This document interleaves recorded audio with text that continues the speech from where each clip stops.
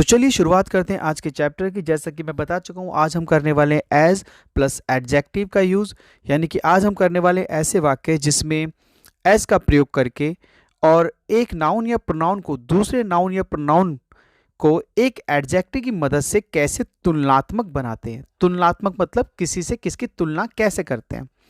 चलिए हम और अच्छे समझने के लिए एग्जाम्पल लेते हैं ताकि अब और अच्छे से क्लियर हो जाए। एग्जाम्पल के तौर पे हम लेते हैं, मान लीजिए मैं कहता हूँ वह उतना बहादुर है जितना कि शेर, यानी कि मैं यहाँ पे क्या तुलना कर रहा हूँ, मैं यहाँ पे एक व्यक्ति की तुलना किसी शेर से कर रहा हूँ, यानी कि शेर जैसा बहादुर होता है उतना ही बहादुर वह है। तो इस सेंटेंस को बनाने के लिए जरूरी है इसका रूल जानना, क्योंकि रूल अगर आपको अच्छे से क्लियर हो गया तो सेंटेंस बनाना बहुत ही ईजी हो जाता है। तो जानते हैं इसका रूल किस तरह से होता है। रूल के अंदर शुरुआत करते हैं हम इसके पॉइंट को, सबसे मेन पॉइंट को समझने के लिए, वो है नाउन या फिर प्रोनाउन प्लस में helping verb. Helping verb according to tense चलेगी या चैप्टर चलेगी। हेल्पिंग वर्ब को ऑक्सिलरी वर्ब भी कहा जाता है, जो कि आपका एक ग्रामेटिकल नाम है, आप चाहो तो उसको यूज़ कर सकते हैं। प्लस में एज, प्लस में एडजेक्टिव, प्लस में एज, फिर प्लस में नाउन या फिर प्रोनाउन। आई होप आपको अच्छे से क्लियर हो गया। मैं एक बार दोबारा रिपीट कर देता हूँ, नाउन या फिर प्रोनाउन प्लस में हेल्पिंग वर्ब जिसे हम ऑक्सिलरी वर्ब भी कहते हैं, प्लस में एज, प्लस में एडजेक्टिव, प्लस में एज, प्लस में नाउन या फिर प्रोनाउन। ये बात क्लियर हो गई आपको। अब इस सेंटेंस को लेते, जैसे कि मैंने बोला वह उतना बहादुर है जितना कि शेर।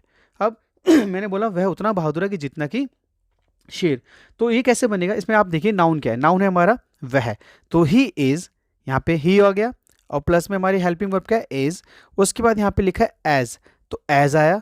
उसके बाद हम लगाएंगे एडजेक्टिव। यहाँ पे किस चीज़ की बात हो रही है, बहादुर होने की बात हो रही है। जो बहादुर हमारे यहाँ पे एक एडजेक्टिव है, तो यहाँ पे कैसे बनेगा ये, he is as brave.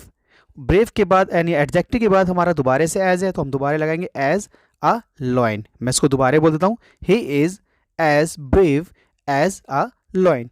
I hope आपको समझ आ गया होगा। चलिए कुछ एग्जाम्पल और लेते हैं ताकि और अच्छे से क्लियर हो जाए। एग्जाम्पल के तौर पे मान लीजिए मैं कुछ और कहता हूँ मैं कहता हूँ किरण इतना सुंदर नहीं जितना कि सोनिया। मैंने अभी क्या बोला, किरण इतना सुंदर नहीं जितना कि सोनिया। यहाँ की यानी कि मैं यहाँ पे तुलना किसकी कर रहा हूँ, सोनिया की किरण के साथ, यानी किरण इतना सुंदर नहीं जितना कि सोनिया। तो ये सेंटेंस कैसे बनेगा, ये बनेगा हमारा नाउन से, यानी नाउन यानी प्रोनाउन हमें जोड़ना है पहले, तो वो है Kiran. Kiran is not as beautiful as Sonia. तो यहाँ पे हमने क्या करा, हमने यहाँ पे एडजेक्टिव इस्तेमाल करा ब्यूटीफुल, यानी कि यहाँ पे तुलना जिसकी करी थी उस बिहाफ पे।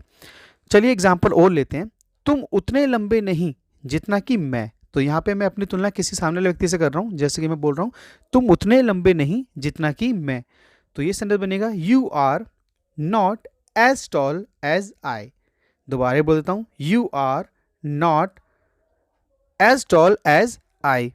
चलिए एग्जाम्पल और ले लेते हैं, राकेश उतना मोटा था जितना कि छोटा हाथी। यानी कि हम इसको फन वे में भी कह सकते हैं कि राकेश उतना मोटा था जितना कि एक छोटा हाथी। तो ये कैसे बनेगा, Rakesh was as fat as the small elephant. दोबारा बोल देता हूँ, Rakesh was as fat as the small elephant. मैंने यहाँ पे वाज इस्तेमाल करा क्योंकि यहाँ पे पास्ट की बात हो रही है, इसलिए मैंने यहाँ पे वाज इस्तेमाल करा।